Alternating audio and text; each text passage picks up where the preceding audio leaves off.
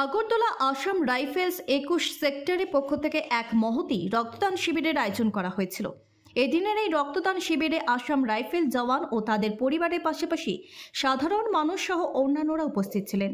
মহতি রক্তদান শিবিরে 150 জনের মতো রক্তদাতা স্বেচ্ছায় রক্তদান করেন। অনুষ্ঠানে আলোচনা করতে গিয়ে রাজ্যের পরিবহন মন্ত্রী সুশান্ত চৌধুরী বলেন, রক্ত স্বল্পতার জন্য মুখ্যমন্ত্রীর ডাকে সাড়া দিয়ে রাজ্যের বিভিন্ন সংগঠন রক্তদান করে যাচ্ছে। একজন ব্যক্তি রক্ত দিয়ে 5 জনকে বাঁচাতে পারে। তিনি উল্লেখ করেন, সুরক্ষার কাজে নিয়োজিত বাহিনীদের এই ধরনের কর্মসূচি প্রশংসনীয়।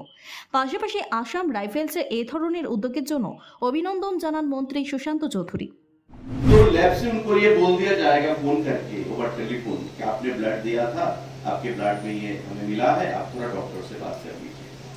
अगर ये लोग नहीं बोलते, मुझे पता नहीं होता शायद कि मेरा ये प्रॉब्लम है, तो मैं ब्लड देके दूसरों को भी मदद नहीं कर रहा हूँ, मैं अपने आप को भी मदद कर रहा हूँ अपनी बीमारी के बारे में जानने के लिए। ये एक विषय है। जो दूसरा विषय है ब्लड को लेके, हम ये सोचते हैं कि मैंने ब्लड दे दिया उनको, वो जो भी मरीज है वो अच्छा हो गया, उसके भला हो गया, मैं खुश हूं। हम एक यूनिट ब्लड को देके 4 आदमी का जीवन बचा सकते हैं। कैसे?